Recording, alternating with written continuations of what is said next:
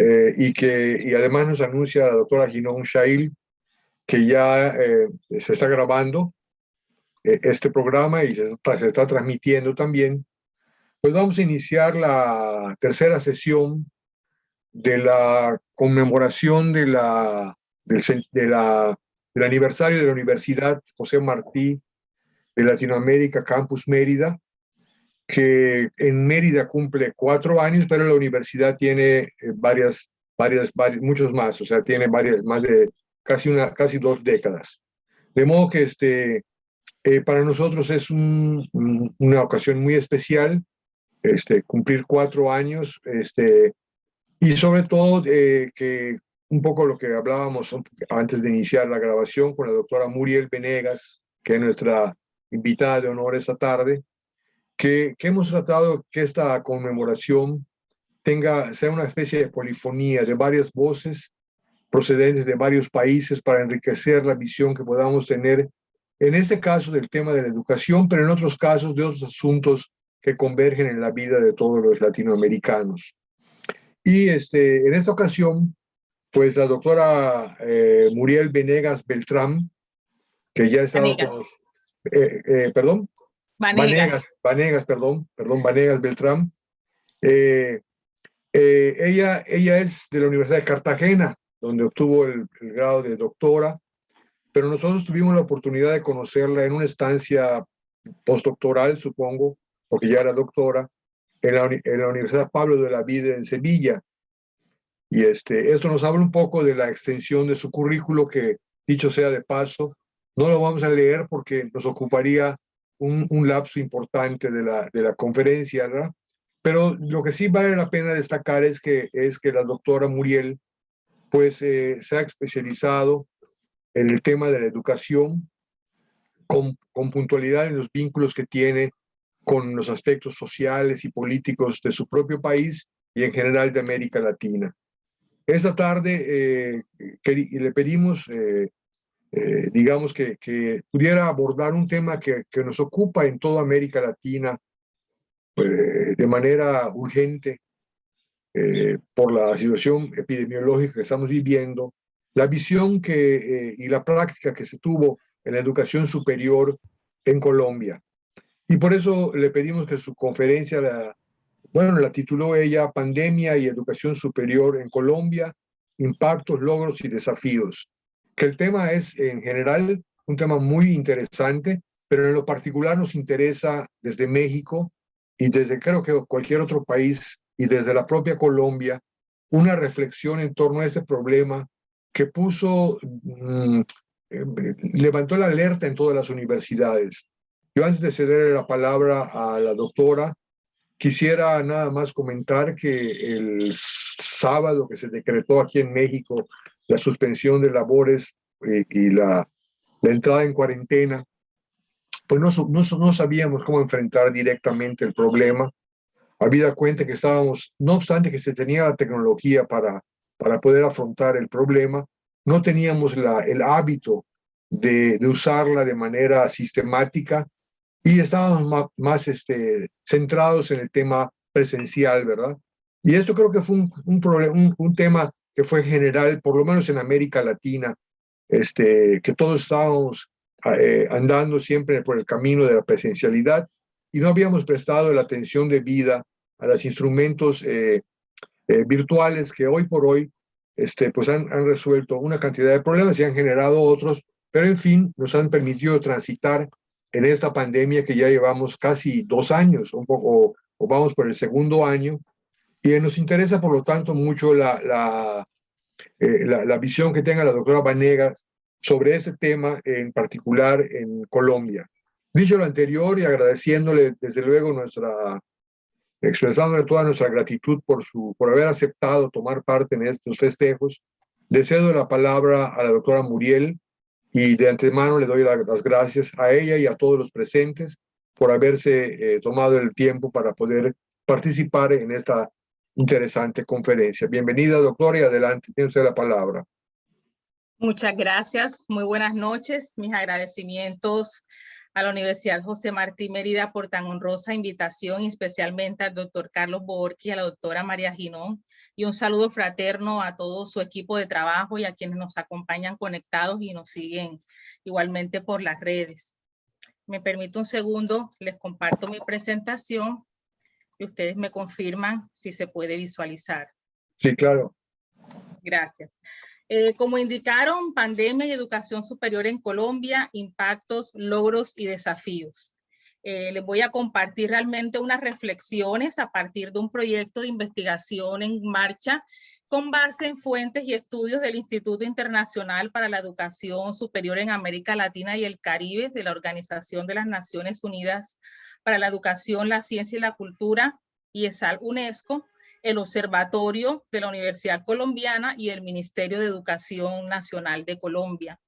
Es una reflexión sobre la marcha, realmente no son asuntos acabados, ahora mismo hay toda una explosión de investigaciones al respecto por distintas universidades, tanto públicas como privadas, y hemos podido construir un proyecto que atiende a una revisión histórica de lo que ha sido la respuesta de las sociedades en ciertos contextos a temporalidades o a coyunturas de pandemia, y eso que rezagos ha tenido frente a la situación de la actualidad que ha tenido toda esta dinámica mundial de tan gran envergadura. Entonces, en ese marco, les voy a compartir esas reflexiones que aún están como en esa vigencia o en esa construcción, y a partir de ello deseamos analizar, voy a pasar a los objetivos,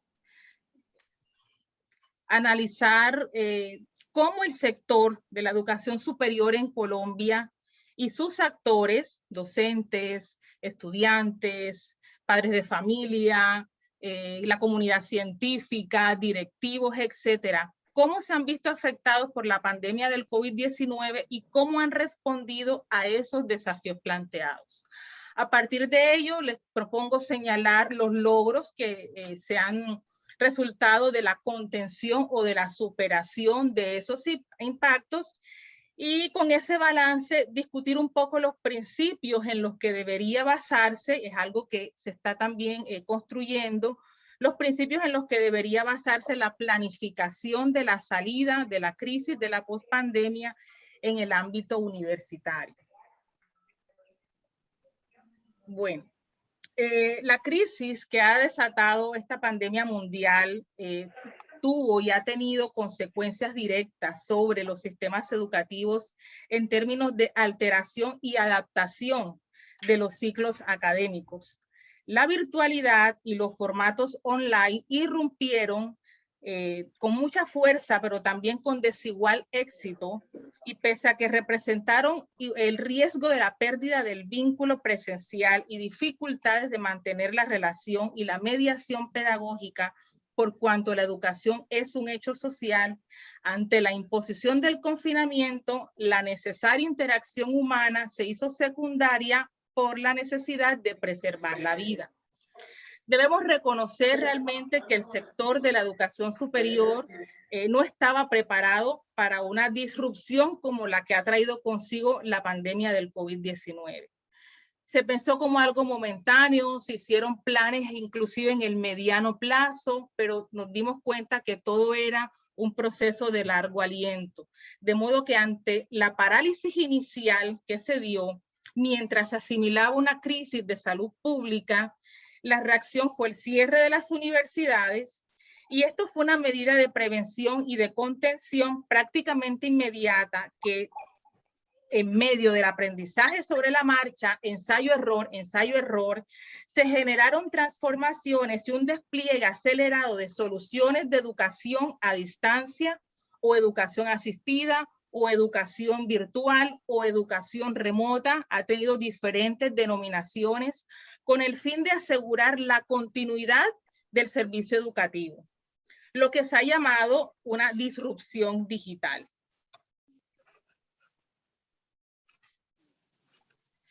En este periodo hemos sido testigos de un extraordinario aumento de los recursos tecnológicos puestos al servicio de la educación educativa, quizá como nunca antes. La crisis de la pandemia, aún inconclusa, ha permitido intentos rápidos para integrar la tecnología de un modo estratégico, asegurando así la continuidad pedagógica en todos los niveles educativos, de forma muy destacada en la educación superior. El protagonismo lo han tenido las tecnologías digitales, puesto que han sido esenciales para el funcionamiento, no solo de la educación, sino también de la economía y de la sociedad. En este panorama, les voy a compartir un poco cuál es la situación de la educación en Colombia, de la educación superior. Según cifras declaradas por el Observatorio Nacional de la Educación, se tiene aproximadamente, en general, el conjunto son de unas 296 universidades, en las que 33 son universidades oficiales y 53 privadas, dando un total de 86 universidades. Pero en ese sector se incluyen también las instituciones universitarias, las instituciones tecnológicas y las instituciones o institutos técnicos profesionales. Todos se insertan en el ámbito de la educación superior. Algunos oficiales, otros privados, por eso la cifra está cerca de las 300 universidades en ese sentido, cuando no todas tienen el rango de universidad como tal. Ahí en ese cuadro se les hace la explicación en detalle. Estas universidades, estas instituciones de educación superior, en la mayoría de las ciudades del país, algunas con sedes en sitios rurales, sin planeación alguna y en muchos casos apenas comenzando el semestre académico, adelantaron vacaciones de sus estudiantes para organizarse y la mayoría, en cuestión de pocos días, ajustó y retomó su calendario académico para continuar la enseñanza a través de plataformas virtuales gratuitas, en su mayoría en un principio como Zoom, Skype, Teams, etcétera. Pero paradójicamente, muchas de estas instituciones de educación superior tradicionales realmente en cuanto a lo presencial, comenzaron a presentarse como expertas en virtualidad, a la voz que empezaron a surgir todas estas formulaciones desde el Estado de empezar a financiar el tránsito de la presencial a la virtualidad. Haber virtualizado algunas pocas asignaturas o tener una sólida plataforma tecnológica para interactuar con estudiantes o el suficiente capital y capacidad de respuesta para formar a sus profesores, graduó algunas universidades como expertas en el tema a tal punto que el Ministerio de Educación Nacional las bautizó como padrinos o madrinas para acompañar a otras instituciones de educación superior que pidieron ayuda en el tema porque reconocieron que no tenían la capacidad de enfrentar a nivel tecnológico la situación.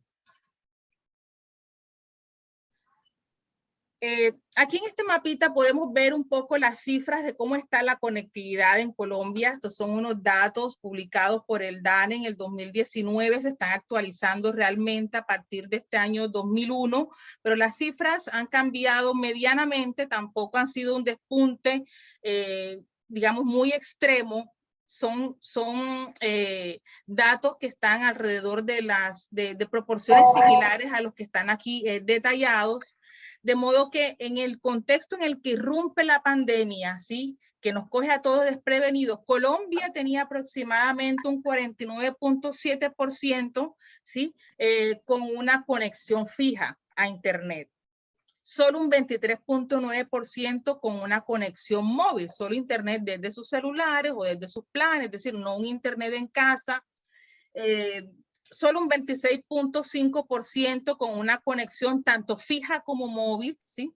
De modo que con ese escenario, la necesidad de tener una conexión permanente y unos dispositivos para continuar en virtualidad en la labor educativa, tomó a todos por sorpresa y los puso de frente ante la necesidad de mejorar esas cifras para que todos tuvieran, docentes, estudiantes, equipos de conectividad, Internet, y así poder continuar los estudios. Y así fue realmente desde el ámbito educativo inicial, ¿sí?, desde el preescolar hasta la educación superior a nivel de posgrado. Todos los hogares, todas las personas, jóvenes, niños, estudiantes, los adultos, profesores y quienes desde otro tipo de frentes laborales debían asumir trabajo en casa, todos se vieron abocados a requerir la conexión de Internet. Es decir, esto se convirtió en la estrategia o en la herramienta decisiva, determinante para continuar los procesos de enseñanza-aprendizaje. En medio de este escenario, el 93% de las universidades privadas del país perdieron estudiantes en el año 2020. El mencionado Plan Padrino, que puso a unas 30 de esas universidades que les mostré, de instituciones de educación superior, supuestamente expertas, algunas, ¿sí? Acompañar a otras aproximadamente 96, es decir, eran muy pocas las que podían acompañar a las que no tenían esa capacidad de hacer frente en términos tecnológicos y de conectividad a esos nuevos escenarios que se demandaba. Y eso se asumió como la única acción correcta en principio y concreta de fomento del ministerio en plena pandemia. Es decir, universidades con experiencia. Aquí en Colombia se tiene la Universidad Nacional Abierta y a Distancia, por ejemplo, universidades que realmente tenían ya la trayectoria de aulas virtuales, entonces atender, a ayudar, a capacitar, a asistir a las demás universidades que no solían tener esa tradición o un plan de tecnología y de conectividad robusto, ¿sí?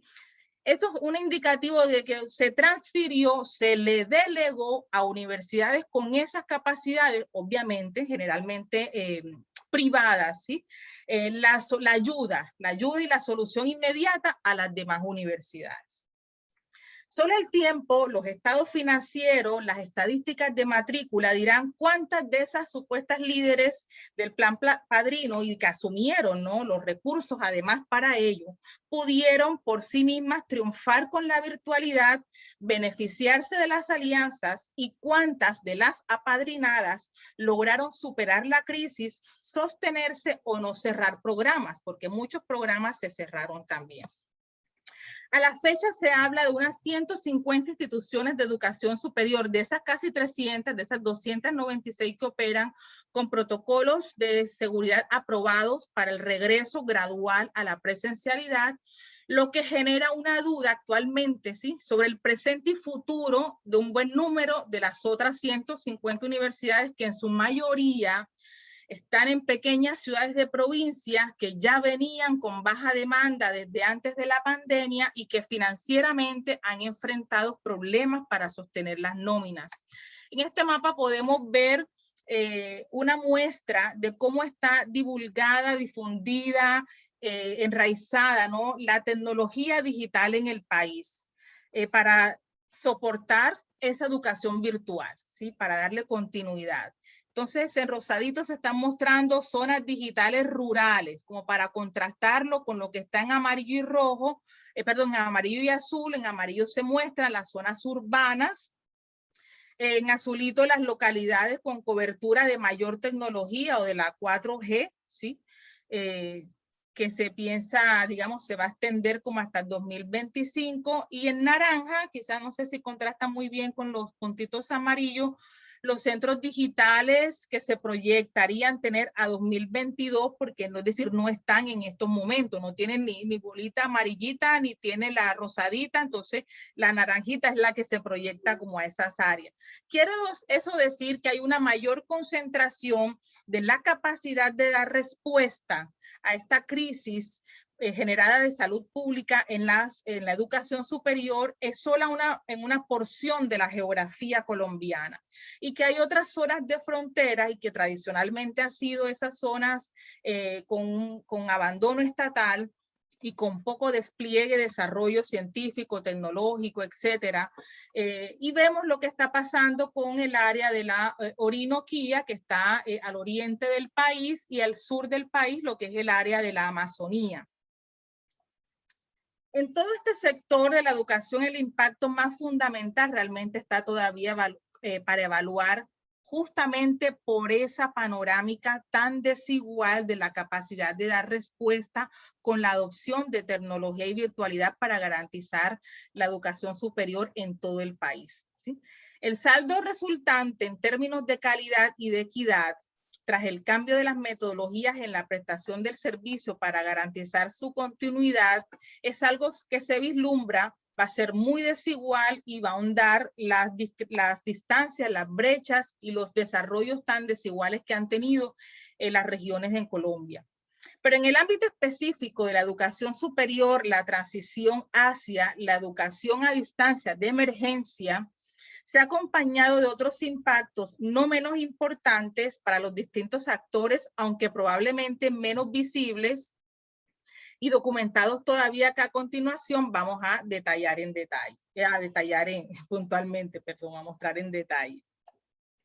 Esta entrada abrupta en una modalidad docente compleja ha tenido efectos de frustración y agobio debido a la adaptación a una modalidad nunca antes experimentada sin la correspondiente capacitación para ello. En el caso de los estudiantes, ya hay datos que sugieren que en Colombia se cuenta con niveles significativamente más bajos de competencias de autorregulación y disciplina, lo que es algo pues imprescindible, ¿no?, para el éxito de los programas de educación a distancia. Es decir, aquí hay un componente personal, socioafectivo, que tiene que ver con la adaptación a esa nueva dinámica de educación. Ello ha derivado, por supuesto, en impactos socioemocionales, además de los pedagógicos, porque si bien en todo el mundo y no solo en Colombia, el paso a la educación a distancia, lejos de ser una solución planificada previamente y para la que existen además capacidades requeridas en los distintos actores y en el conjunto de los sistemas, ha sido en realidad la única solución de emergencia que se pudo poner en marcha para garantizar la continuidad de la educación, porque la educación no podía entrar en confinamiento. Entonces, en Colombia se transitó por todo este escenario mostrado de las disparidades de la conectividad en el país, se transitó de una mirada de saldos muy negativos a posturas un poco más optimistas tras los esfuerzos de estas universidades que asumieron el plan Padrino, de promesas del gobierno de garantizar la conectividad en escenarios rurales, etcétera. Sin embargo, la realidad del país y la marcada diversidad regional, como ya vimos, sigue poniendo en entredicho la calidad de los aprendizajes en entornos digitales y virtuales. Es decir, si bien se podría intentar garantizar que funcionara, que se pusiera en práctica, la calidad de la misma y la forma en que los estudiantes lo asumieran y así lo asimilaran con esa calidad, sí se asumía como limitaciones derivadas de estos procedimientos. Aunque la educación superior a distancia parece haber despegado en los últimos años en el país, la oferta sigue concentrada además en pocas universidades y en particular a nivel de posgrado, es decir, no a nivel de pregrado. De modo que Colombia tuvo que hacer cambios normativos significativos para empezar a regular la adopción de una nueva dinámica de la virtualidad para la enseñanza superior, tanto a nivel de pregrado como de posgrado. Es decir, aunque esto fuesen medidas de emergencia y reacciones sobre la marcha, implicaron modificaciones legislativas para poder normatizar la prestación del servicio educativo ahora tras entornos digitales. A eso se relaciona también todo el tema de la vinculación laboral de los trabajadores, ¿sí? Sus horarios, sus pagos. Eso tuvo varias implicaciones también de carácter laboral. Ya se ha generalizado el término corona teaching como la expresión de los esfuerzos docentes por usar escasos recursos tecnológicos que en principio eran los propios, ¿sí? Su computador o hasta su celular, mientras pudieron comprar un computador para poder dictar sus cursos y lograr la continuación de la enseñanza casi que como si estuvieran en la misma situación del aula.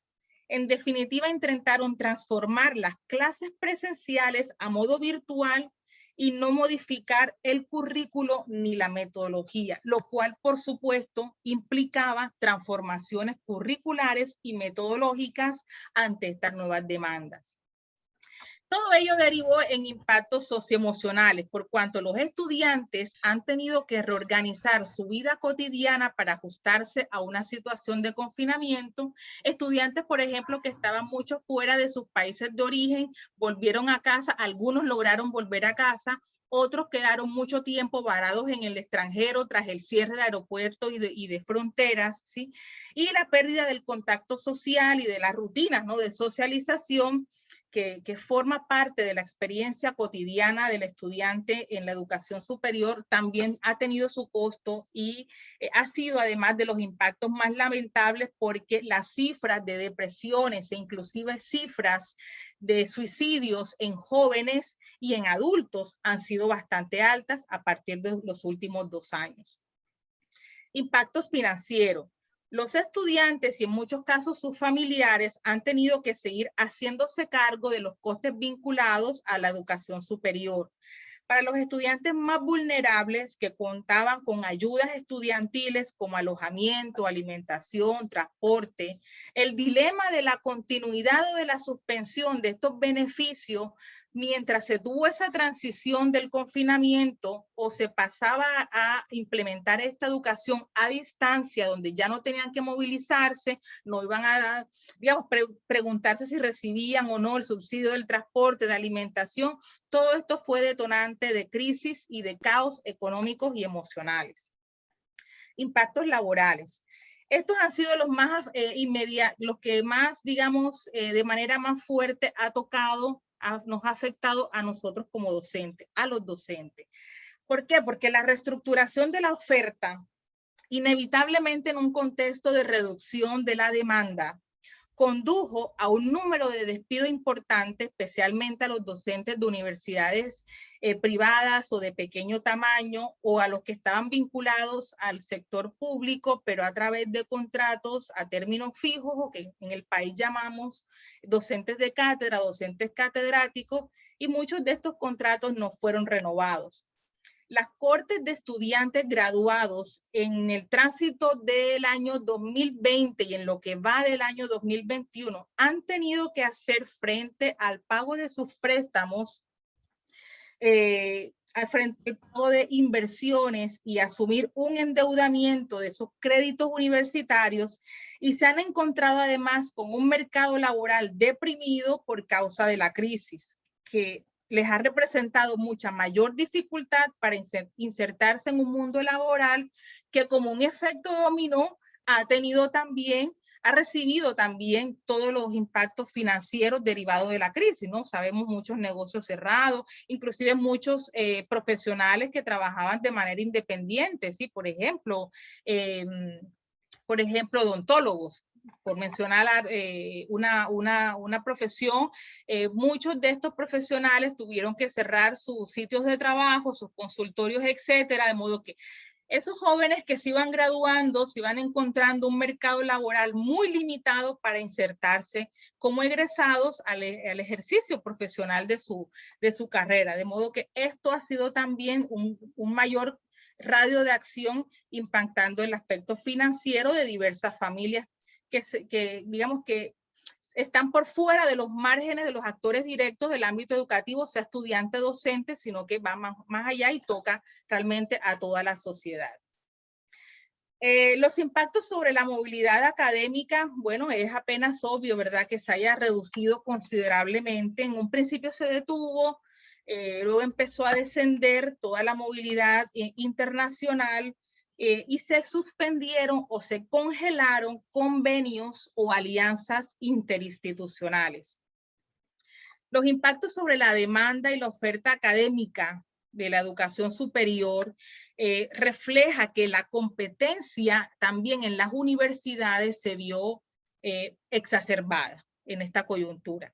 En Colombia se pidió la reducción de los costos de matrícula, creyendo además que la educación virtual debía ser más barata, más económica, y aducían ahorro de servicios, ahorros de movilidad, etcétera. Sin embargo, las inversiones que demandaba robustecer la conectividad, implementar aulas virtuales, etcétera, implicó costos muy altos, por lo cual realmente no hubo mayores reducciones de las matrículas de universidades privadas principalmente, lo cual conllevó a que muchos de los estudiantes desertaran, porque claro, ya como se había mencionado, muchos padres de familia, desempleados, etcétera, de modo que allí también se ve reflejado en toda esta cadena de impacto lo que significó o lo que se evidenció como un enfrentamiento, como una competencia entre las instituciones para lograr subsidios, para lograr esos apadrinamientos o inversiones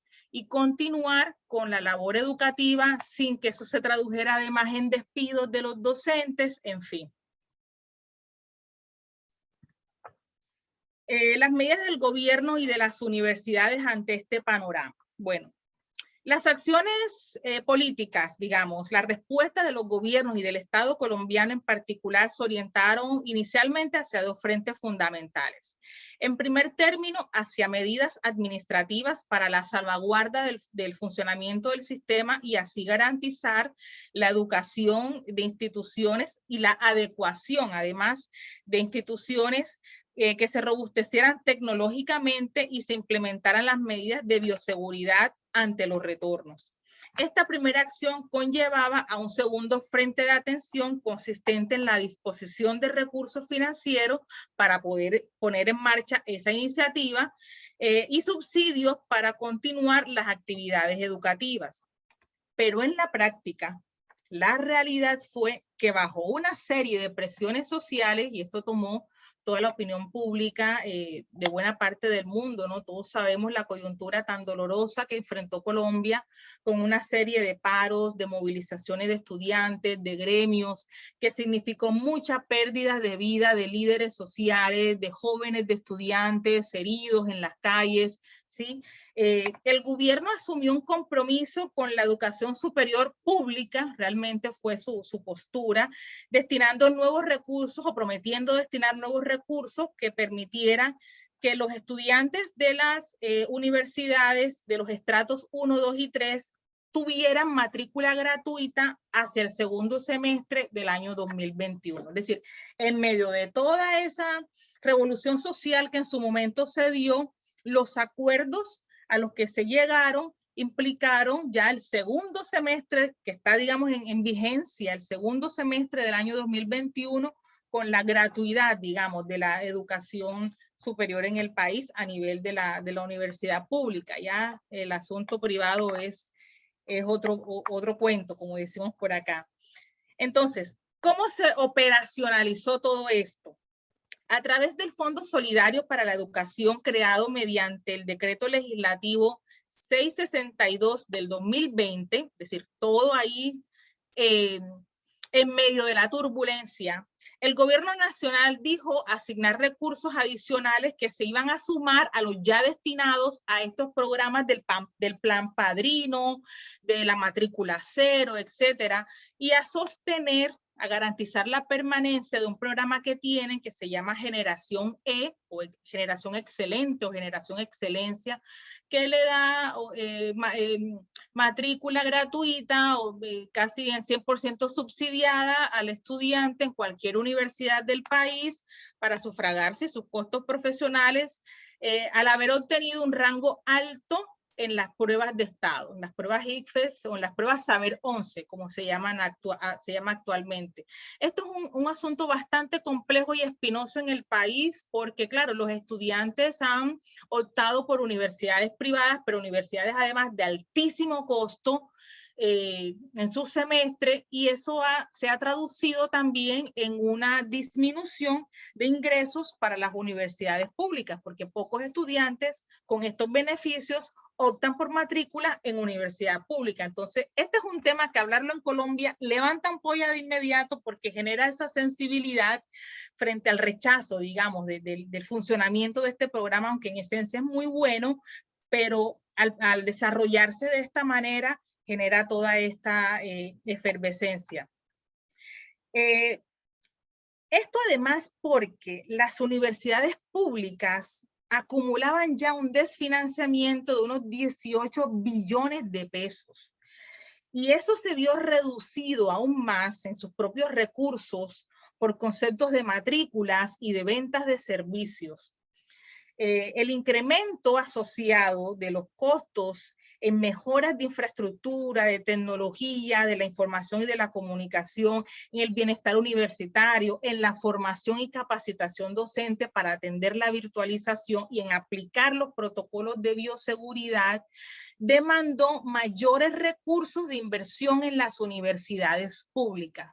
Pero ya estamos viendo toda la balanza desequilibrada entre la universidad pública y la universidad privada en términos de este tipo de financiamientos o de apoyo financiero en medio de esta crisis. Entonces, ante este panorama, las medidas financieras adoptadas por el gobierno fueron tímidas realmente frente al reto que se estaba enfrentando y no cambiaron en gran manera el modelo que venía predominando, que era de un financiamiento restringido y limitado para la educación pública, la educación superior. Y bueno, realmente la educación pública a nivel de la básica, primaria y secundaria también se inserta en estas dificultades. Se ofrecieron créditos del ICETEX, que también en Colombia esto es un organismo bastante rechazado. Bueno, se acude mucho a él, pero se rechaza igualmente por los altos costos de intereses, ¿sí? Que el estudiante se demora 5 años estudiando y toda la vida pagando el ICETEX, aun cuando se intentó implementar tasas de intereses subsidiadas, periodos de gracia, pero bueno, se tuvo que acudir casi que de manera obligatoria a desangrarse económicamente muchas familias con esas medidas adoptadas por esta institución crediticia. A las instituciones se le ha apoyado con el programa de un subsidio del 40% en la nómina, no a todas, pero así lo muestran, son las cifras interesantes por ahí en el ministerio. Créditos blandos del FINDETER, que es una financiera de desarrollo territorial que está integrada por la participación exclusiva de entidades públicas, ¿sí? Para de esa manera cubrir sus gastos y mejorar sus dotaciones para la adaptación a la virtualidad. Es decir, un fondo, un préstamo con el que se pudieran atender estas necesidades que estaban demandándose, pero que en el mediano y largo plazo, por supuesto, implicaban endeudamientos. Por su parte, las respuestas institucionales han cubierto desde el primer momento un abanico de impacto mucho más amplio, ¿sí? El frente estrictamente sanitario, el ajuste de calendarios, la contribución también o la necesidad de contribuir desde la investigación al desarrollo, a mitigar, ¿no?, la pandemia, al desarrollo de investigaciones que permitieran contener esta crisis de salud pública. En suma, replanificar para garantizar la continuidad de las actividades por una parte, pero también asistir en programas sociales, porque no podía la universidad, desde su ciencia, desde la formación de médicos, de científicos, tampoco le podía dar la espalda al país frente a un tema de salud pública. Y a la par de ello, sumar la necesidad de prestar apoyo en recursos bibliográficos y tecnológicos, así como socioemocional a la comunidad universitaria, a sus trabajadores, a sus profesores, a sus estudiantes. Este panorama delimita con precisión los retos de la extensión y de la investigación universitaria. ¿Por qué? Porque en la universidad no solamente se va a estudiar, ¿sí? A la universidad no solamente llega el estudiante a hacer una carrera y a salir de allí con un título. La universidad también va a la sociedad, se inserta en la sociedad y le presta un servicio a la sociedad. De modo que en ese ciclo inverso, ¿sí?, estaba también de frente ante una necesidad que se debía atender y con urgencia y con los recursos que tuviera. El difícil momento que enfrentaba el país puso de presente diferentes desafíos en torno a la reconfiguración de esa relación universidad-sociedad más allá de la formación. La extensión y la investigación, que son dos funciones misionales de la universidad, debían servir ahora más que nunca para desarrollar ejercicios ambiciosos de innovación social, investigaciones, soluciones creativas a esos problemas sociales y también políticos, económicos, ambientales, de salud que se estaban presentando. Es decir, el asunto no solamente era de carácter educativo y pedagógico, y realmente esto ha sido también a nivel mundial. Pero aquí vamos a ver cómo el asunto baja a la implementación en la realidad para atender esta emergencia y cómo se irradia o cómo se representó su reacción, su respuesta, su implementación en las distintas regiones del país, como ya vimos en esa desigualdad de condiciones en las que estaban. Las universidades, con sus grupos de investigación, centros de pensamiento, institutos, centros experimentales, laboratorios, hospitales, han sido fundamentales para acompañar la toma de decisiones en los distintos niveles del gobierno.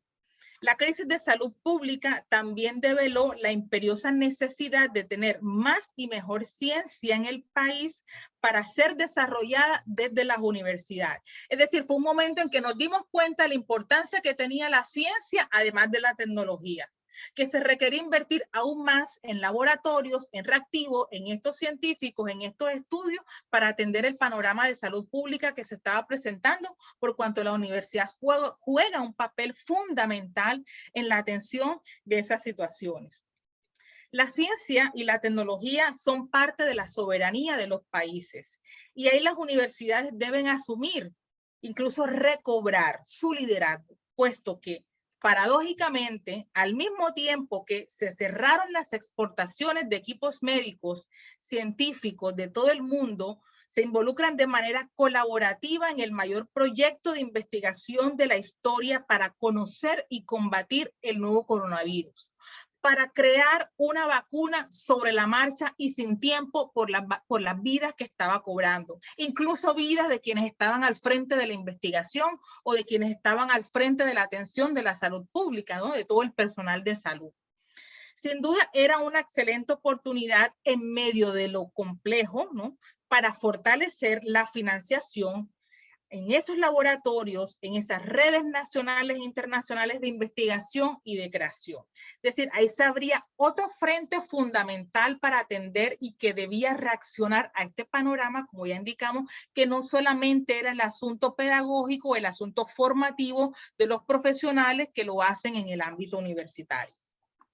La pandemia sí nos demostró que debemos procurar la modernización del sistema educativo en conjunto y aunado al crecimiento empresarial de la nación. Aquí vimos también cómo el sector privado, el sector empresarial hizo donaciones, hizo inversiones, ¿sí? Para apoyar todos estos procesos. Y en definitiva, debemos entender que la educación, más allá de ser un negocio, este panorama nos mostró que es la forma sostenible. Lo que pasa a nivel de la educación superior, la investigación que se hace a nivel de la universidad con ciencia y tecnología, eso es la forma sostenible de progresar como sociedad. Ya voy a ir avanzando. Ay, no me pasa. Ya. Los desafíos de la educación superior en la pospandemia. Bueno, ahora la pregunta fundamental es cómo planificar y atender la pospandemia. Si ya lo que acabamos de conversar alrededor de la reacción frente a la acción de la salud, de la crisis, ¿no? De salud pública a nivel educativo. Bueno, en el marco de referencia de la UNESCO sugiere que, y que esto es algo que no puede además ignorar el Ministerio de Educación Nacional colombiano para encarar la compleja reapertura de las universidades, se sugiere que se contemplen dos principios fundamentales. En primer lugar, asegurar el derecho a la educación superior de todas las personas en un marco de igualdad de oportunidades y de no discriminación. Eso involucra regiones distantes, personas que están en entornos rurales, no solo las que están en el ámbito urbano. Y esto implica también generar marcos regulatorios de financiamiento y de incentivos adecuados, así como impulsar y apoyar programas e iniciativas inclusivas, pertinentes, suficientes y de calidad, y ojo con esto, respetando la autonomía de las instituciones de educación superior. Y en segundo término, las medidas de retorno seguro, porque se debe contemplar el retorno de estudiantes en números más reducidos a las aulas según las condiciones de estas y de las instituciones. Y ahí es cuando nos damos cuenta en Colombia que tenemos instituciones que no todas tienen unos campus adecuados o con aire libre o con así a espacio abierto o con salones con la mejor ventilación, etcétera. Entonces como que nos dimos cuenta cómo están nuestras instituciones de carácter público, principalmente, ¿sí? A nivel de la escuela y a nivel de la universidad. Como que nos dimos cuenta que tampoco teníamos en muchos casos los mejores campus universitarios, ¿sí? La alternancia empieza a sumarse como una medida de modelo híbrido, una medida provisional, y aunque aún prima la incertidumbre, es claro que la reapertura no va a significar una vuelta a la normalidad docente o investigativa tal y como la conocimos, pero tampoco será tan abrupta como lo fue el cierre, como lo fue la clausura. La reapertura se ha dado paulatinamente. En Colombia ya se decretó el retorno de los trabajadores del ámbito público, los servidores públicos, incluyendo los docentes de universidades públicas. Debimos ya volver a la presencialidad desde el 1 de septiembre, pero esa medida ha tenido algunas modificaciones que se han estado reglamentando porque precisamente nos dimos cuenta que no teníamos los espacios idóneos para volver todos a trabajar, para volver todos a las clases, de modo que aunque se dio esa directriz de retorno, si una resolución, una orden, a todos nos llegó al correo la orden de volver al trabajo, los servidores públicos desde el 1 de septiembre, se tenían las condiciones para eso, era el gran interrogante.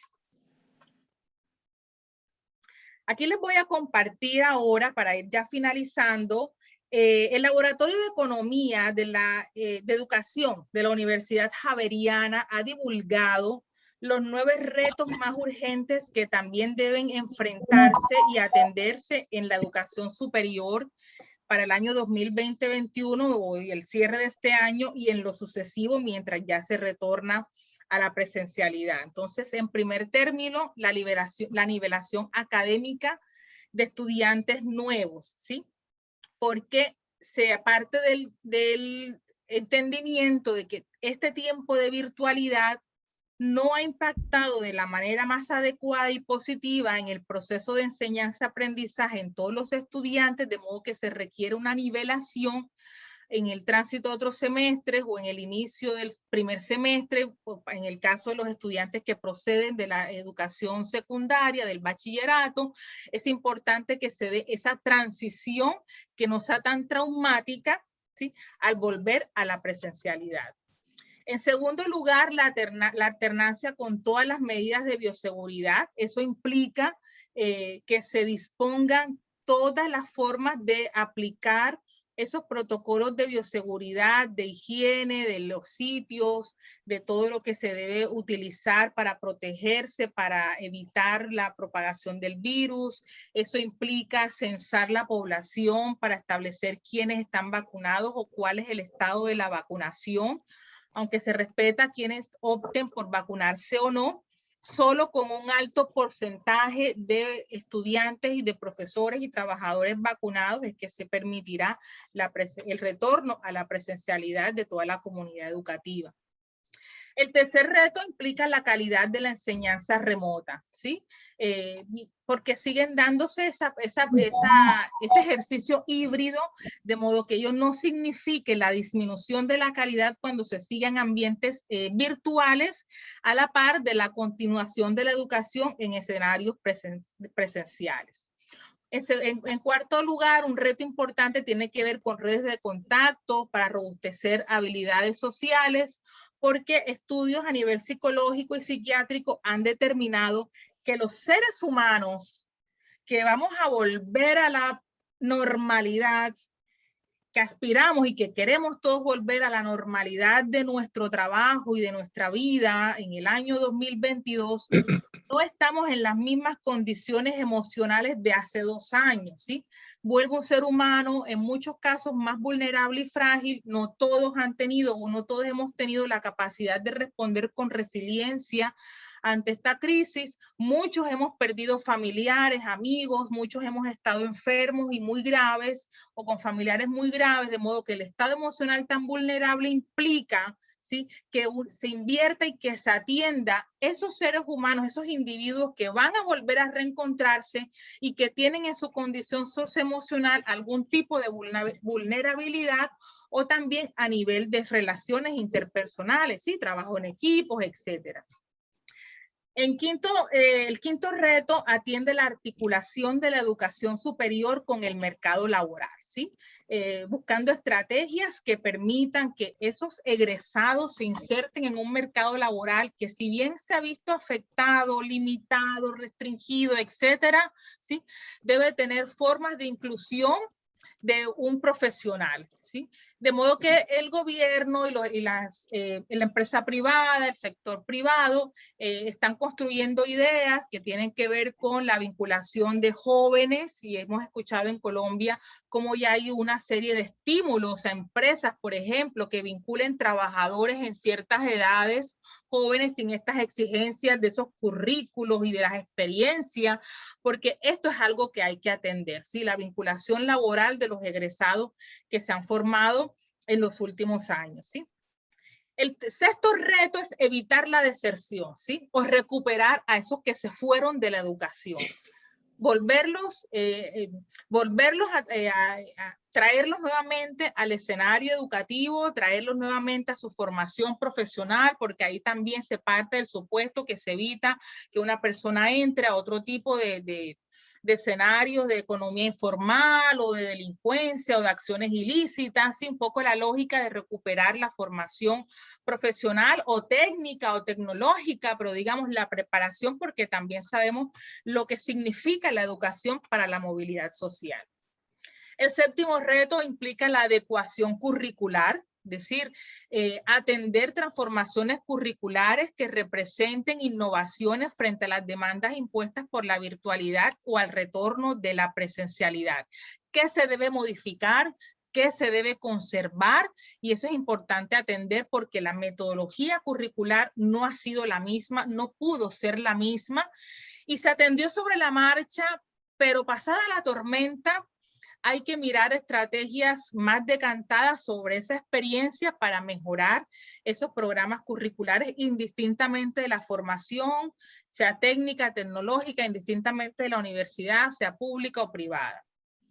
El octavo reto tiene que ver con la inversión en investigación e innovación. Y esto es fundamental, ya lo hemos mencionado, que el ejercicio, la función social de la universidad no solamente es formar un profesional, eso es clave, por supuesto, pero también es prestar un servicio a la comunidad y a la sociedad con la ciencia y la investigación que se produce en sus aulas, ¿sí? Con el científico o con el maestro, con el docente que se forma en sus aulas y que va a esa sociedad. De modo que eso implica una inversión también en laboratorios, en insumos, en reactivos, en talleres, en escenarios para realizar las prácticas pedagógicas, por ejemplo, los traslados, todo lo que implique invertir en la innovación y en la investigación. Y finalmente, democratizar el conocimiento. Este es un reto fundamental, porque como historiadora me recuerda a esas investigaciones que yo he realizado de principios del siglo XX, en la que en la fuente he encontrado cómo los padres de familia se resistían a mandar a sus hijos a las escuelas porque los necesitaban para las labores del campo. Colombia era un país eminentemente agrario todavía en los años 40 del siglo XX, y se impuso la llamada policía educativa para ir a sacar a los niños de sus casas y a los jóvenes y traerlos a las escuelas. Y esto lo recuerdo porque en este escenario contemporáneo, con toda esta situación, lo que se quiere, sin esas, por supuesto, acciones tan represivas o impositivas, lo que se quiere es traer nuevamente a los jóvenes a las universidades, porque muchos se devolvieron a casa, porque muchos se quedaron en casa confinados o desertaron de su formación profesional, de modo que lo que se va a hacer ahora es una motivación, ante todo en jóvenes que están en áreas distantes de centros urbanos, que no tuvieron la posibilidad de conectarse a su educación virtual, entonces abandonaron sus estudios, ¿sí? No a todos se les dio un computador o una tablet, no a todos se les dio un plan de datos para que tuvieran internet. Se hizo, pero no a todo el volumen de la juventud colombiana, de modo que muchos abandonaron sus estudios, y la idea es traerlos nuevamente al sector formativo de su educación superior, y creo que este es uno de los retos más demandantes que ha publicado esta universidad para atender la pospandemia. Y para finalizar, muchos han sido los logros también, muchos han sido los aprendizajes. No todo el balance pues, es negativo realmente. Muchas transformaciones se lograron y muchas ganancias en medio de pérdidas o en medio de elecciones que fueron también dolorosas, ¿sí? La adaptación del profesorado a todas estas nuevas dinámicas y adaptaciones además desde aprendizajes autónomos, desde lo empírico, ¿no? Desde aprender, como les decía, le he dicho estas frases varias veces a lo largo de esta charla, sobre la marcha, ensayo-error, qué me funcionó y qué no me funcionó, ¿sí? El docente se vio abocado a adaptarse, a reaccionar, a responder y a transformarse, a transformar su práctica pedagógica. También el acceso a comunidades académicas por fuera de las fronteras locales, ¿sí?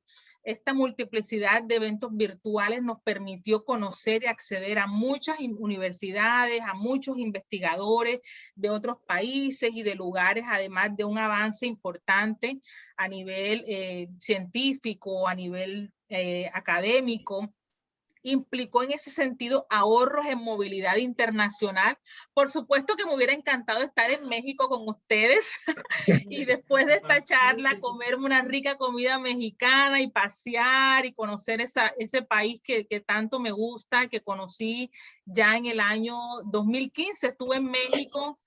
Pero bueno, se ahorraron mi traslado, y eso significa que ese ahorro de movilidad internacional nos ha llevado a esta internacionalización de la educación. ¿Sí? Que con una llamada, con un correo, podemos acceder a un investigador, a un colega que está en una latitud lejana y podemos nutrir a nuestros estudiantes de una charla, de una conferencia, conectarlos a una aula virtual internacional. Eso han sido experiencias maravillosas y de ganancias extraordinarias, ¿sí? Y en términos personales, la autogestión del tiempo. Sí, aprender a manejar el tiempo, porque también sabemos que el tiempo es diferente cuando está en estos escenarios digitales. Parece que pasara como de una velocidad. Un minuto es diferente a 10 minutos en presencialidad, pero bueno, ser seres más autónomos, más autorregulados, estar frente a un computador en una sesión de trabajo todo un día o toda una mañana o a esta hora.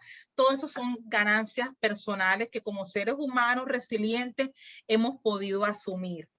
Bueno, en general esto ha sido pues lo que he preparado para ustedes y lo he tomado, como les indiqué, de investigaciones en marcha, muchas que ya están publicadas. Hay un trabajo muy lindo que les recomiendo, donde lo anoté por aquí, permítanme, que creo que está en internet, yo lo tengo, pero creo que está en internet. Tiene que ver con la educación iberoamericana en tiempos de pandemia. Y muestra todas las prácticas y las respuestas, las reacciones de docentes y de estudiantes. Y hace un balance como por países y es un trabajo fabuloso, se los recomiendo. Y bueno, aquí les queda mi correo también para lo que gusten en a futuro seguir conversando, seguir internacionalizando todo esto, lo que no quiere decir que no me lleven a México o que no me traigan a Cartagena en una próxima oportunidad.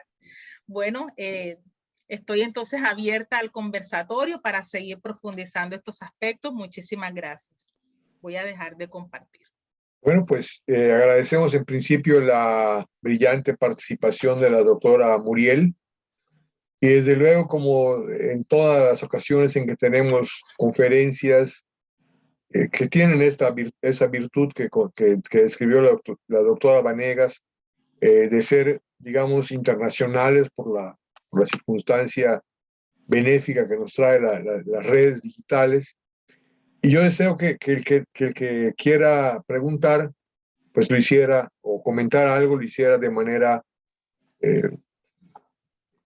digamos, lo exprese, simplemente levantando la mano y le damos la palabra. El señor René Alonso, nomás le pregunto que les pido que se identifiquen y digan de dónde son y sean breves. Adelante, René. Ok, excelente intervención, muy buena ponencia de República de El Salvador. Bienvenido, El Salvador. En este importante conversatorio. Mi inquietud va dirigida en la dirección siguiente. Se ha producido, hay evidencia que demuestra que ha habido un aumento en el intercambio de la cooperación académica internacional y cómo esto puede medirse a nivel de instrumentos jurídicos, convenios, acuerdos que permitan que fluya de manera más ágil, digamos, el conocimiento a través de este intercambio académico internacional, de experiencias, de conocimiento, de herramientas para la solución precisamente de los problemas de la sociedad actual. Yo creo que la academia juega un papel indiscutiblemente clave para la identificación de posibles soluciones, ¿no?, a problemas de salud, específicamente, ¿no?, al problema de la pandemia, por ejemplo. Cómo los acuerdos académicos están siendo enfocados para producir probables soluciones a esta crisis de salud. ¿Podría haber algún avance al respecto? ¿O qué es lo que se estaría trabajando en esta materia? Como en otras áreas académicas. Muchas gracias, René. No, a ustedes. Hasta luego. Muriel, si quisiera hacer comentar algo. Muchas gracias, René. Sí, es una reflexión muy interesante realmente. Y gracias. Ante esa situación, sí surgieron muchos acuerdos académicos, alianzas interinstitucionales, pero más que todo a nivel nacional, a nivel intrarregional, y muy recientemente, digamos, del segundo semestre del año, de finales realmente, de 2020 hacia acá, se ha volcado hacia la mirada internacional para ese tipo de acuerdos. Sí, eso se ha dado, y no solo en el campo de la ciencia para atender los frentes que menciona, sino también para atender otras necesidades que demandaba la educación superior, ante todo a nivel de posgrado, a nivel de doctorados en Colombia. En Colombia, los doctorados exigen la mayoría, y el doctorado que yo realicé en Ciencias de la Educación de la Universidad de Cartagena, con la Red de Universidades Estatales de Colombia, RUDE Colombia, nos exige una pasantía internacional, una estancia internacional, por lo menos de un mes, ¿sí?, para tener toda esta vinculación con comunidades académicas internacionales. Y aunque mi campo es este académico y el educativo, histórico, específicamente, también conozco de casos de universidades que en sus programas de ciencia, en sus programas de tecnología, áreas de la salud, también tienen la exigencia de movilidades internacionales. De modo que ante la pandemia se ha recurrido a el ejercicio de pasantías virtuales, pasantías internacionales virtuales, ¿sí?, donde se hace un acuerdo, un convenio con una universidad extranjera y se crea un aula virtual para que se dé la interacción con las comunidades académicas, en la que pues no se da, por supuesto, el viaje como tal, el traslado, pero sí toda la circulación de conocimiento con los pares académicos de otras universidades, ¿sí?, grupos de investigación, etcétera. Entonces, por ejemplo, en el doctorado en Ciencias de la Educación de la Universidad de Cartagena, para atender las cortes de sus estudiantes en funcionamiento en el año 2020 y en el año 2021, se ha recurrido a una pasantía internacional con la Universidad de la Florida, de Estados Unidos, que hace un convenio, ¿sí?, interinstitucional, y de esa manera se puede atender ese requerimiento de los estudiantes de un doctorado para cumplir su requisito, ¿no?, de hacer una pasantía. Entonces, te pongo el ejemplo, digamos, inmediato que conozco, e igualmente de otros que también en el área de la salud, ¿sí?, de la química, por ejemplo, así se ha realizado. Entonces, ha sido también una reacción ante la acción para que no se detenga, ¿sí?, la tarea y la necesidad de atender ese tipo de movilidades o de experiencias. Es decir,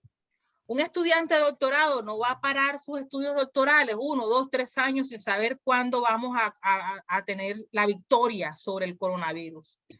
Entonces, ante eso, ¿qué se hace? Se buscaron alternativas y una de ellas fueron esta experiencia. Por colocar un ejemplo, porque habría muchas otras que seguramente se dieron en otras ramas, además, y otras disciplinas, pero sí, el aspecto de los acuerdos académicos fue fundamental y digamos, los procedimientos colaborativos entre universidades también ha sido fundamental. Ha habido entonces Muchas una gracias, doctora. internacionalización de la educación superior. ¿Perdón? Ha habido entonces una internacionalización aún más de la educación superior. Sabes que yo creería que sí. Yo creería que sí, porque se ha permitido toda este acceso a comunidades académicas internacionales. Eso lo ha permitido la virtualidad. Así que era algo que no se atendía con la frecuencia que la pandemia lo impuso, que se acudiera a esa medida. Y anteriormente era muy poco, implicaba un gasto, ¿verdad? Había que traer una persona de fuera, había que movilizarse. Entonces... se ha acelerado entonces la sí, internacionalización de la educación superior. Sí, sí. Perdón, Okay, Eric Gamboa nos está levantando la mano. Por favor, Eric, si quiere tomar la palabra. Gracias. Si abre, su cámara, nos daría gusto ver su rostro, si puede. No puedo por el momento, disculpe. Bueno, no hay problema.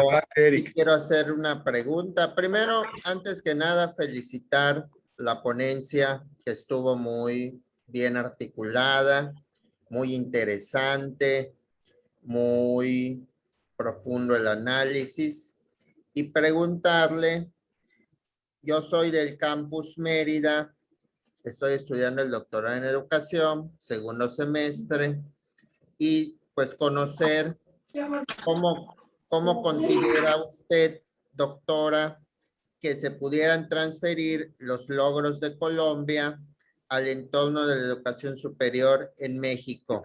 ¿Qué sugerencias le daría usted a México para que mejoremos en materia de estas dificultades pandémicas? Gracias.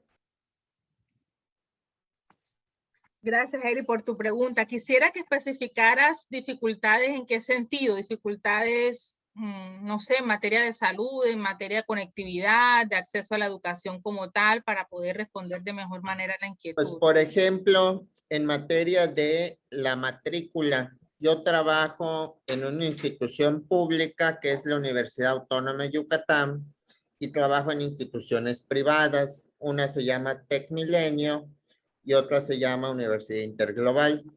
Entonces, mientras que en la universidad pública se ha visto que la matrícula se ha mantenido a través de las clases virtuales y que no ha habido una reducción drástica, en las universidades privadas en las que trabajo sí se ha experimentado una ausencia por los problemas de conectividad y un decremento en la matrícula considerable en estas instituciones privadas.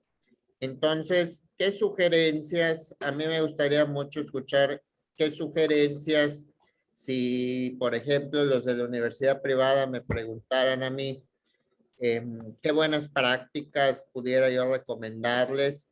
¿Qué buenas prácticas, por ejemplo, de lo que se ha hecho en Colombia, considera usted que se pudieran implementar acá en México para reducir precisamente esos índices de deserción escolar?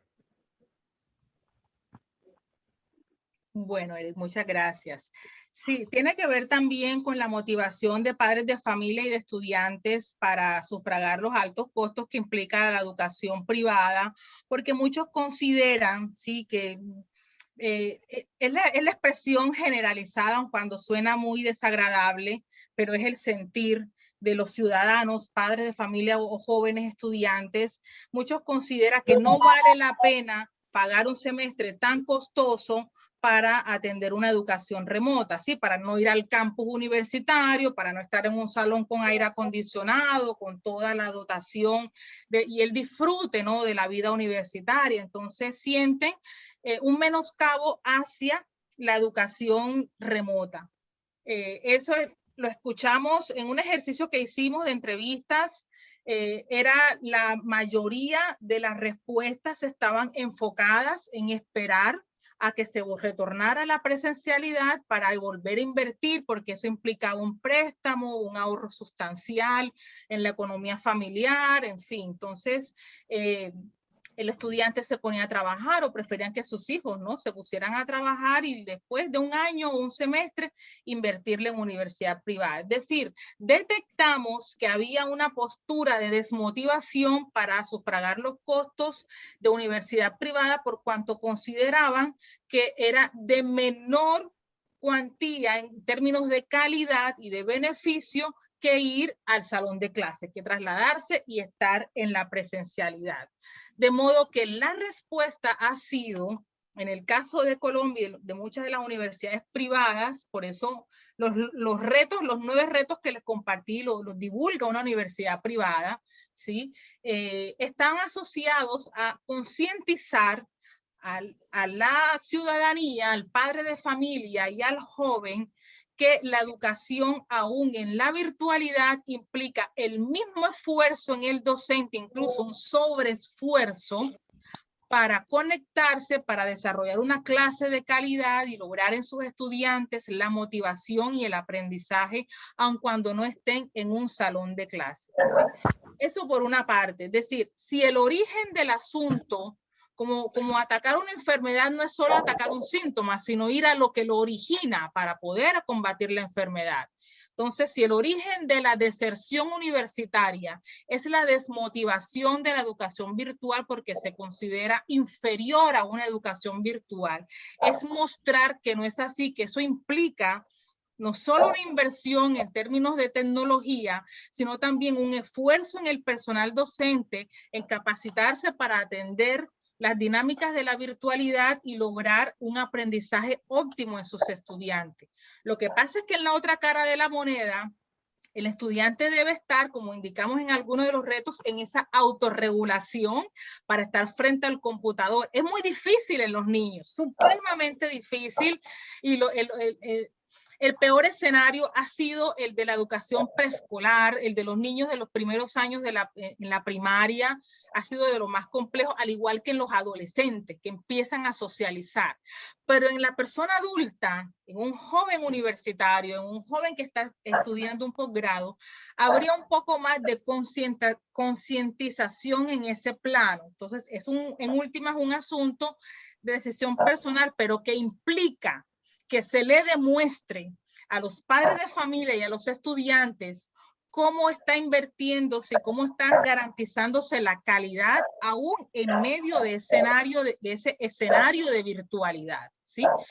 Y les puedo dar la experiencia o hablar del caso personal de mi hija. Mi hija estudia en una universidad privada, es costosa, sí, y lo pensamos en un momento dado aplazar el semestre. Yo soy docente en una universidad pública.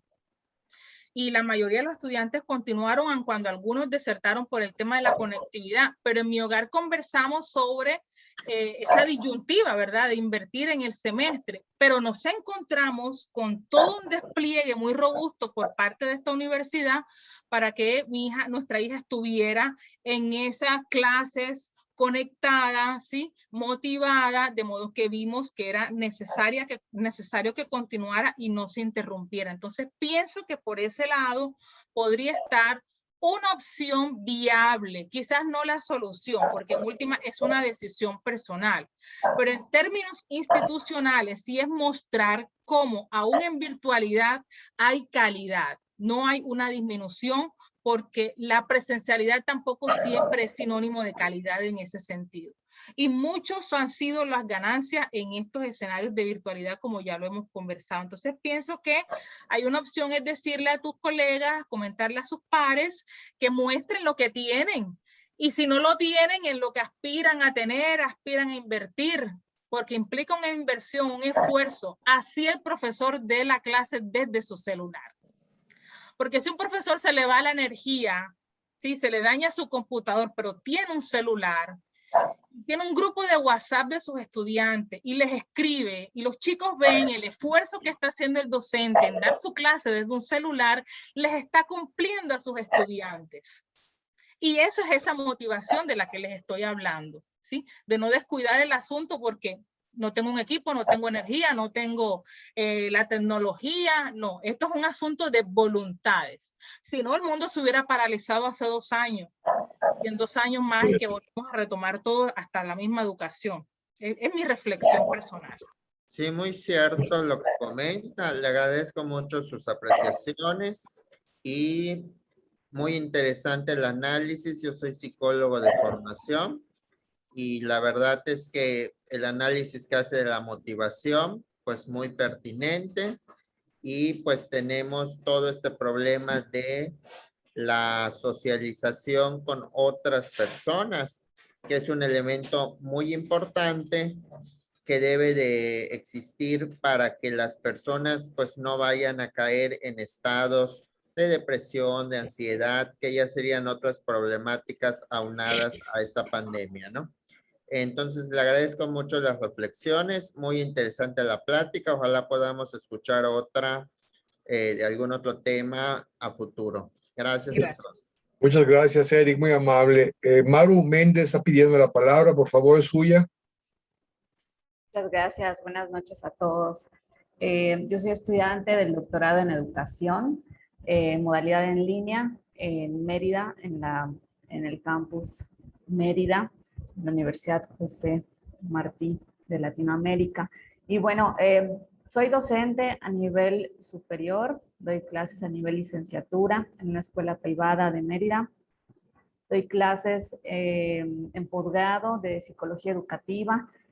Y lo que usted dice, doctora, de cómo los niños, los jóvenes están resintiendo esta falta de socialización, es verdad. Los estudiantes de universidad, de primeros semestres, no dudo que los últimos semestres también sienten que les estamos debiendo esta parte, ¿no? que es muy necesaria para ellos. A diferencia, tal vez, no podemos generalizar, pero quienes ya pasaron por esta experiencia de estudiar la universidad presencial y están estudiando un posgrado, pues a lo mejor ya cubrimos esa tarea del desarrollo que es la socialización y no lo resentimos tanto, ¿no? Como profesora a nivel superior, algo que les preocupa a los estudiantes es que no tengan la práctica, ¿sí? Que requieren muchas asignaturas. Hay licenciaturas que son teóricas y que de alguna manera se sobrelleva, pero por ejemplo pensemos en las ingenierías, en los estudiantes de medicina, de fisioterapia y rehabilitación, que necesitan tener esta práctica, están de alguna manera preocupados. Entonces mi pregunta para ustedes, ¿qué sugerencias, qué ideas puede compartirnos acerca de cómo podemos subsanar o resolver esta falta de práctica para que cuando egresen los estudiantes de nivel superior no tengan esa carencia en cuanto a aptitudes, habilidades, conocimientos que la práctica nos da? Muchas gracias, Maru. Gracias, Maru, por la pregunta. Le respondo a partir de la experiencia en Colombia. Entre los primeros grupos etarios que se vacunaron en el país, además del personal de salud, los docentes, en fin, fueron los jóvenes universitarios en prácticas.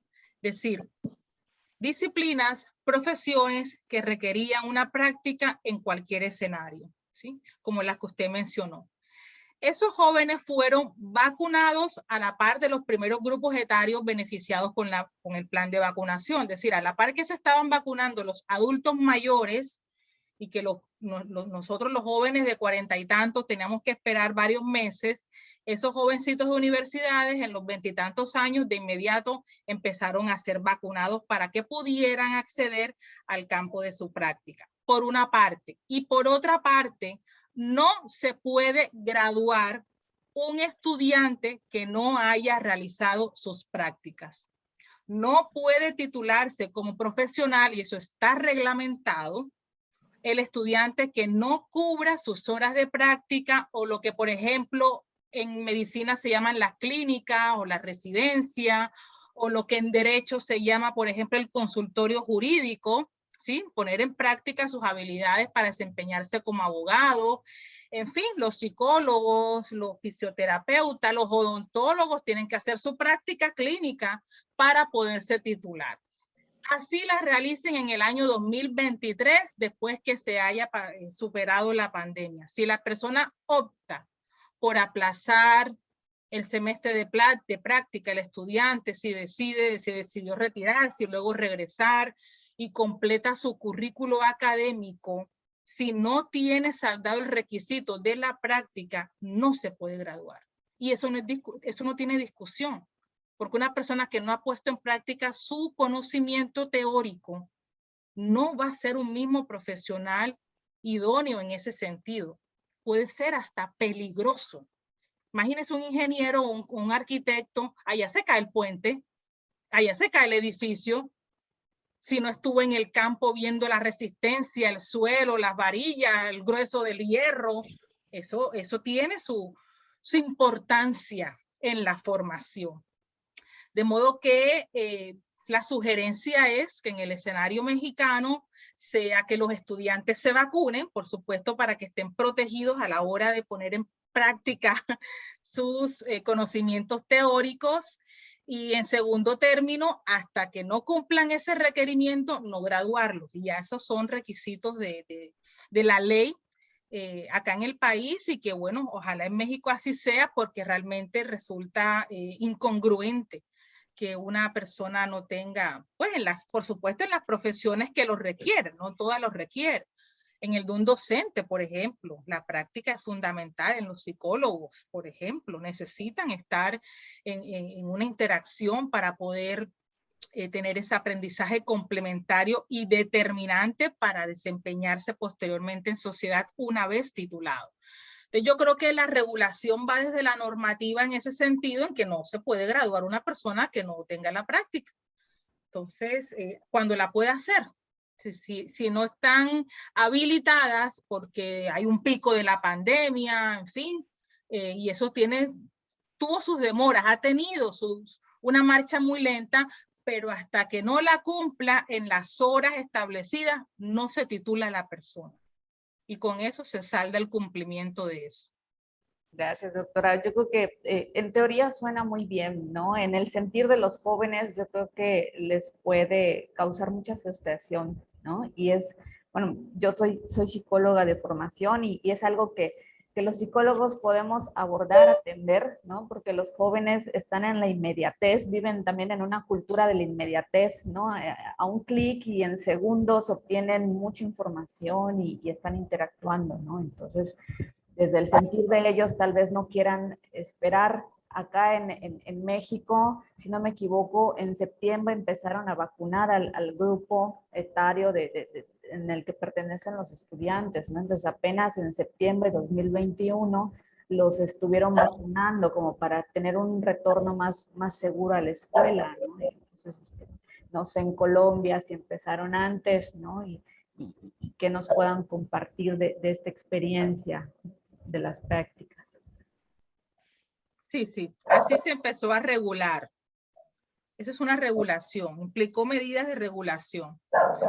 Aunque se respeta la autonomía de las universidades, y en Colombia es ley, la autonomía universitaria se estableció como requisito de titulación la permanencia de las prácticas, la obligatoriedad de las prácticas aún en esta coyuntura de salud pública, ¿no? Muy bien, no sé si tendremos alguna otra pregunta, algún otro comentario. Bueno, no habiendo más, una reflexión me gustaría con relación a lo que expuso brillantemente Muriel. Le decimos Muriel por el cariño que le tenemos, la doctora, porque yo creo que desde cuando estábamos en el proceso más álgido de la pandemia, surgió por allá una voz muy importante en Brasil, un pedagogo de lo popular, Frei Beto, que decía que era necesario no regresar a la normalidad que produjo la pandemia. Es decir, la normalidad en la que se genera la pandemia era una normalidad muy miserable, Por ejemplo, en las universidades públicas, mencionaba Muriel, y eso es extensivo a México y en América Latina y en muchos países, pues habían estado en una franca pauperización económica. Hay una tendencia en América Latina a disminuir el gasto en materia de educación superior y en materia de ciencia. Y este escenario se vio con mucha claridad cuando trató de enfrentarse la pandemia en universidades donde no había las posibilidades pues, económicas, tecnológicas, precisamente por esa especie pues de retraso económico que tenía, ¿no? Por eso decía Frei Beto que la normalidad a la que debemos aspirar es una normalidad diferente. Tendremos que construir una nueva normalidad que nos permita que en otra situación de pandemia o en esta propia pandemia nos planteemos problemas como los que se están discutiendo esta noche, ¿no? Por ejemplo, el tema de la titulación. Yo creo que es impensable que un médico se titule sin haber pasado por las prácticas clínicas, por ejemplo, ¿no? Por ir a una de las profesiones que tienen más compromiso con lo humano, que es la vida. Y yo creo que tendríamos que cambiar muchos elementos en el orden social, porque este orden social es el que hizo más difícil la pandemia en nuestros países, ¿no? La inversión en ciencia, realmente uno se tiene que poner a valorar horizontalmente en América Latina qué países pudieron producir una vacuna. Y parece ser que nada más un país lo pudo hacer, y no es el país más rico de América Latina, por cierto. Bueno, y los otros países como el nuestro, como Argentina, como la propia Colombia, Chile, Brasil, pues no tuvieron una respuesta científica a la altura de las circunstancias, ¿verdad? Y vivimos una verdadera situación de crisis en materia de salud pública, donde otro tema que es que la salud pública no se estaba atendiendo en su enseñanza dirigida a procesos tan complejos como los de las pandemias. Se daba por sentado que la humanidad ya había traspasado todos los problemas de las pandemias y las epidemias graves y no había que trabajar en ese ámbito. Estaba la medicina focalizada fundamentalmente en el ámbito clínico, en el ámbito hospitalario, pero no en la atención primaria, en la atención preventiva de la salud pública, que tiene mucho que ver con el desarrollo de las pandemias. De manera que yo creo que tendremos que pensar en un replanteamiento de cómo ver no solamente la educación, sino cómo ver nuestros entornos sociales, cómo hacer más empáticas nuestras relaciones con los demás, cómo lo otro que decía la Maru con los jóvenes, ¿no? Cómo insertarlos en una realidad que, si bien se puede ver negativamente como tenerlo todo a la mano, en materia de información, es por el contrario todo lo bueno. Lo que sucede es que no le hemos sabido encauzar a la generalidad de las personas el uso de la Internet, ¿no? Por ejemplo, ahorita con la facilidad que nos da la Internet, mencionaba la doctora un artículo donde se hace un balance de la educación superior en toda América Latina. Entramos, lo googleamos e inmediatamente lo podemos bajar. Cuando me tocó estudiar a mí el doctorado, pues no, definitivamente no existía esas posibilidades. Y lo otro que se estaba comentando, que no es de menor monto, es la posibilidad de poder internacionalizar el conocimiento y la ciencia por vía del nivel científico que tenemos en la tecnología de la información, o sea, en la Internet. Sí, ciertamente, a mí me tocó vivir, yo trabajé 36 años en la Universidad Autónoma de Yucatán y yo fui investigador nacional 11 y viajé por muchos lugares a congresos y demás. Pero hoy por hoy he ido a congresos sin moverme de mi casa.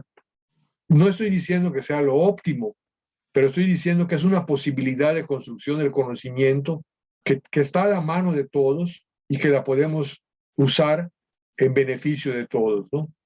Ha sido una tarde extraordinaria, una participación de todos. Ojalá que nos quedemos con mucho de lo propositivo que ha sido y crítico que ha sido Muriel. Me motiva mucho que nuestros estudiantes de doctorado sean tan motivados, tanto Eric como Maru.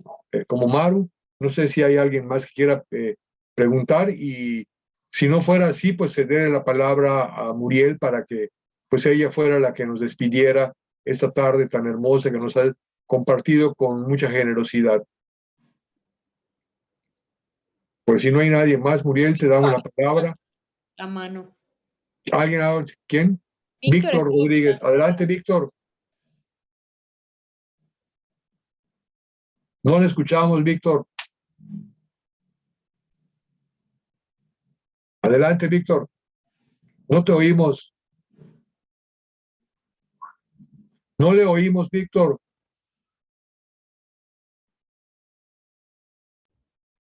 Tal vez el volumen está bajo de su micrófono. Bien, pues no le oímos, Víctor. Si quiere ponerlo en el chat, con mucho gusto le atendemos. Por lo menos que nos diga de dónde se conecta, Víctor.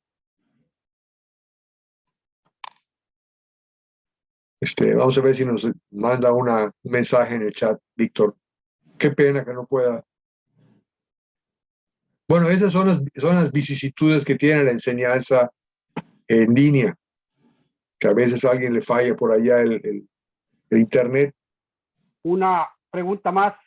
Adelante, René, que sea breve para poder concluir. Adelante, René.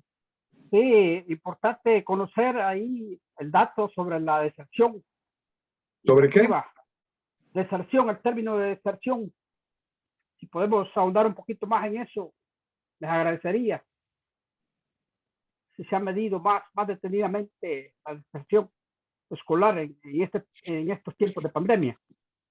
Sí, a nivel de universidades privadas, en un 90%, 93% hubo estudiantes que desertaron en todas las universidades. Digamos, en general, por supuesto. Altísimo. 93%. 93%. Uy. Altísimo.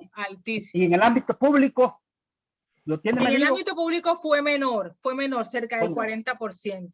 Pero básicamente por problemas de conectividad de los estudiantes, no asociado a limitación de recursos para sufragar el costo de matrícula, como sí ocurrió con las universidades privadas. Por eso, ante esa primera reacción que fue lo ocurrido inmediatamente tras la pandemia, tras la declaratoria de la pandemia en el 2020, es decir, en el tránsito del primer semestre al segundo semestre del 2020, por eso la reacción inmediata fue estas inversiones a partir del Plan Padrino, a partir de subsidios, para poder recuperar esos estudiantes, inclusive ampliaron los calendarios, por eso hablé de replanificación, para poder recuperar esa baja de matrículas, porque extendieron además los tiempos de las matrículas, porque en las programaciones iniciales esa fue la estadística altísima, es decir, fueron pocos los que se mantuvieron por voluntad propia. Entonces, ante la solución que se dio ante esa contingencia, ya se recuperó la matrícula en las universidades privadas y eso se logró en el tránsito del segundo semestre del 2020. Ya en el año 2021 ha sido mejor el comportamiento de la matrícula en universidades tanto públicas como privadas, porque ya se ha tenido una mejor experiencia con la virtualidad y con la garantía de la conectividad. No ha habido mucho cierre de universidades, entonces. De universidades como de programas y de aplazamiento de semestres. Varias universidades públicas en Colombia aplazaron el semestre, eso sí afectó bastante el calendario académico, tuvieron que aplazar los semestres. Entonces, eso ha sido, sí, algo que ha sido realmente bastante traumático en la programación académica, también reaccionando sobre la marcha. Perfecto, muy agradecido por las respuestas. Nada. Gracias. Bueno, pues Muriel, por favor, cedo la palabra para cerrar la sesión. Pues cierro realmente con agradecimientos, reiterando mis agradecimientos por esta invitación, por la escucha, por las preguntas, porque también son retroalimentaciones que nos obligan a ver lo que intentamos analizar y estudiar solo con unos lentes, unos objetivos trazados, pero con las preguntas y la conversación que se suscita, podemos volver a esos objetivos iniciales y profundizarlos o mirarlo en las direcciones que nos comparten, de modo que el enriquecimiento ha sido mutuo, en doble vía el aprendizaje. Sé que México también tiene un importante camino andado, también con logros, además de retos, en los que sería muy interesante tener esa reciprocidad igualmente. Y me siento muy complacida de volver a participar en sus actividades académicas y esperemos, aun cuando se supere todo esto, que es lo que todos deseamos, queden ya los lazos bien estructurados para continuar en esto en lo que nos hemos vinculado, ¿no? Con la llamada ahora internacionalización de la educación, es decir, continuar en estas actividades recíprocas. Sí se escucha que la gente pues ya está muy agotada, los profesores, los estudiantes, hay cierto agotamiento, pero al mismo tiempo es un disfrute, es un deleite tener estas experiencias que quizás en las condiciones de normalidad o de presencialidad difícilmente pudieran darse, de modo que solo es reiterar lo agradecida y lo complacida que me siento de haber compartido con todos ustedes estas 2 horas de charla. Perdón, Muriel, es que me mandó un mensaje antes de irnos, Víctor Rodríguez, pero ya lo perdí, se fue un momentito la... Sí, lo voy a leer. Buenas noches, saludos desde Ecuador. Esta es la persona que no logró, sí, ¿verdad? Sí. Activar el micrófono. Quería destacar el trabajo de los docentes en relación a la planificación de las clases virtuales y también lo relacionado con la aplicación de la e-learning y dejando como reflexión que una clase es una clase desde cualquier entorno, sea tradicional, experimental o virtual. Sí, estoy de acuerdo realmente con esa reflexión. Podemos tener percepciones distintas, ¿verdad? Y experiencias distintas sobre cómo nos sentimos mejor en una clase virtual o en una clase presencial. La moneda tiene 2 caras, ¿verdad? Pero en última, como praxis, la clase como tal se da en un salón de clase, como le digo yo a mis estudiantes que somos universidad pública y sabemos cuando entran todas estas oleadas de manifestaciones y paros y se paraliza la universidad pública y de pronto bloquean las universidades y no se pueden entrar. Yo le digo a mis estudiantes, podemos trabajar en el salón de clase y si no se puede, nos vamos a la muralla, nos vamos a un parque y damos la clase en un parque. E igualmente se tiene la experiencia del intercambio, ¿no? Entonces, aplicando como esa misma metáfora, ¿no? También podría ser a nivel presencial o virtual una clase, algunas de mejor manera según quien la vea, los recursos, las experiencias, en fin. No ha sido fácil, de todas maneras, el ingreso de la escuela o de la universidad a los hogares no ha sido fácil. Cuando estamos con nuestros estudiantes, ellos activan su cámara, ¿verdad? Muchos sienten complacencia de mostrar su entorno y muchos sienten hasta vergüenza. Y así lo hemos visto, lo han manifestado de pronto por las condiciones humildes de su casa o de pronto porque mientras están conectados allá atrás están los papás peleando, el papá pegándole al hermano y termina uno presenciando en la clase un conflicto doméstico, ¿verdad? Entró la educación a los hogares e invadió un ejercicio público, invadió un ámbito privado y eso también tiene sus bemoles de análisis, pero como experiencia en última, quien quiera aprender, aprende en un salón de clase frente a un computador. Así es. Y muy bien lo que dice Víctor, la planificación del docente es fundamental. Lo mismo que se dijo de la motivación que mencionaba la doctora Muriel, tanto de los padres como de los alumnos y los propios docentes, juega un papel importante más allá de todo este grave problema que yo creo que yo, para concluir, diría que viendo todo lo positivo que se tiene de la educación virtual, yo diría que se quede. Es decir, no obstante que regresemos a la presencialidad, yo diría que todo lo que se logró en materia de educación digital se siga construyendo porque se ha visto que es un proyecto interesante que puede ser democratizar la educación, puede hacerla más horizontal. Desde luego entiendo el tema de la conectividad. En México existe el mismo problema con los sectores del campo, por ejemplo, que no tienen acceso a la Internet como los que estamos en la ciudad. Pero en términos generales, yo creo que si se sigue ese esfuerzo de la educación virtual y el Estado y las autoridades competentes se esfuerzan más en hacer más conectividad para la población, pues estaremos poco a poco avanzando y haciendo, pues, de esta desgracia que nos ha pasado a la humanidad, un paso hacia adelante, ¿verdad? Esa nueva realidad que decía Frei Beto que teníamos que construir.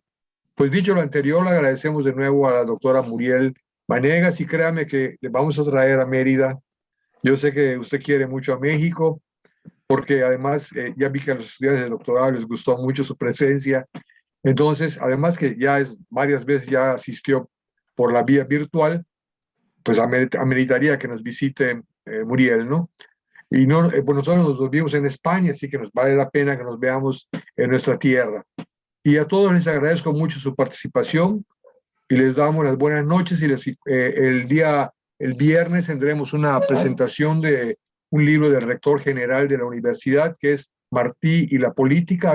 El año pasado presentó uno que se llamaba Martí y la educación, un libro muy interesante, y será a la misma hora de esta conferencia, a las 6 de la tarde, y será transmitida igual